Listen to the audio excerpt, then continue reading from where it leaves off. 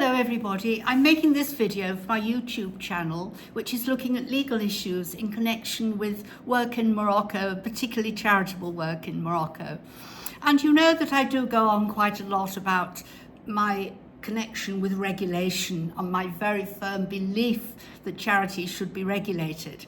Now, some people may say to me and criticise on one level, well, if you're so keen on regulation, you're never going to fight a cause. Nonsense. I have fought causes all my life. But you're not going to fight a cause in a country that is not your country and you're an immigrant unless you respect how the country works and how you can work inside that country. And I'm realising more and more how important that is. As you know, we've said to you lots and lots of times that we submit our returns to the government in Morocco every month, which shows we're bound by law to do that. A lot of people don't, but they're breaking the law. We show what we've brought into the country, what we've spent it on. We give them our bank account and our accounts. And then in England, we have a charitable trust where the money goes into the UK, and that trust sends us money based on the money we need and what it's going to be spent on, and we have to demonstrate that. Now, I'm making this point again today for one very, very, very important reason. Quite a while ago, and I'm possibly talking about, 2 or 3 months ago, I can't exactly remember, but my colleague down in Agadir, Michelle Orsberger, her charity contacted us, and they were very concerned because some horses had been taken into a foyer, and I'll explain what that is. If horses are collected, they have to be put somewhere, and they're often put in a junkyard. I'm sorry if that's the way it is. And the local authority had been in touch with her to ask for advice. Now, you know that we work quite closely with the local authority in Agadir. We've always been happy to take their horses from their public pound. And of course, we would have helped and we would have cooperated, even if I'd had to even if I had to apply for a grant and get some stables built quickly. But when they went to the foyer, the junkyard where the horses were kept, they were told, no, it was okay, another charity were paying for them. Now, at this point of time, I'm not going to name that charity. I'm obviously being careful because I'm online, I'm in public view. But if that charity recognises themselves and comes forward, of course they disclose themselves. And if they choose to challenge it through the courts, I have the evidence, okay? But that particular charity got a grant from a grant-making organisation. I think it was in the States. I'm not absolutely clear, but I'm sure it was. And they got a grant to build a ranch, get a bit of land, put some primitive shelters up, and boy, they'd got a ranch. So they went public and they said that they'd rescued these horses, and they showed the state they were in before, and they showed them on their ranch. That appeared on the face of it very good. And of course we would support that. We will support anybody who helps animals. But the reality is, by the time they'd raised the money and taken the horses, several had died.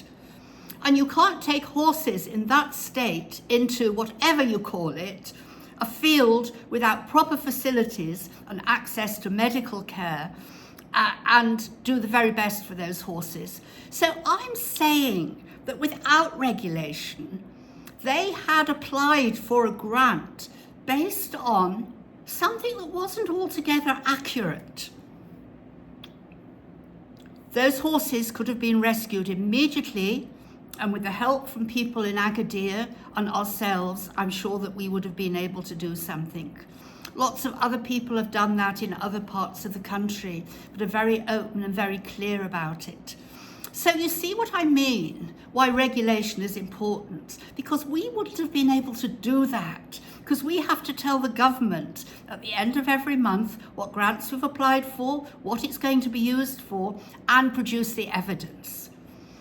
And we have to show that we have a business plan for it as well. So I hope people do understand that when they are going to make donations, they check out the association and make sure it is above board, open, everything can be checked, and the accounts can be seen. Our accounts can be seen, okay? Of course, I could be criticised for not supporting other people who are doing their very best to save animals. So I'm going to say something else. Okay, we were quite privileged. When we came to Morocco, we came to retire.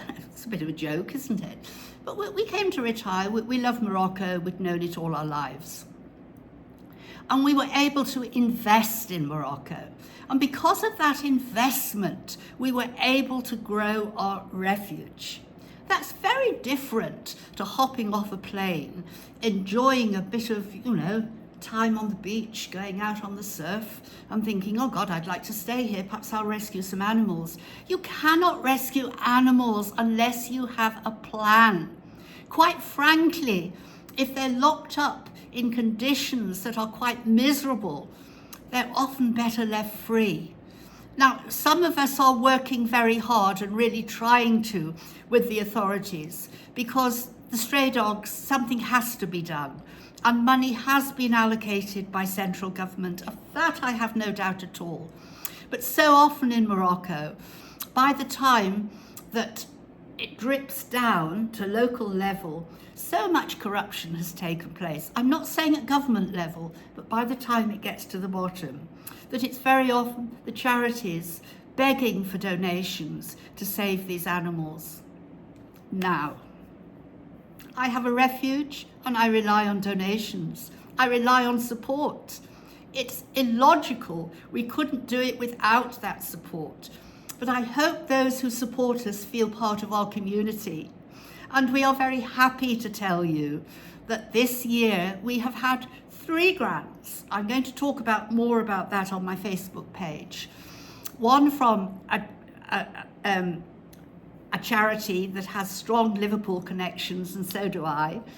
One from the AVM Foundation, who have given us £10,000, and one from Liesl Brook, who is absolutely wonderful, who had a bequest left to her to give to charity, and she's given it to us. And hopefully she will be coming over when we launch our new ambulance. The ambulance is going to cost the English equivalent of £48,000, but it means we can move from village to village, we can take medication with us, we can treat en route, and it's something that we have saved for and fought for many, many years. We're not an association who bought a vehicle first, said, oh, aren't we grand, and then weren't actually very public about what we did with the animals. You can see day by day what we do with the animals here. So regulation does work. It really does. Which doesn't mean we don't have to work very hard for every single penny. But this is the only way that any association will grow in Morocco. Thank you for listening. Bye-bye.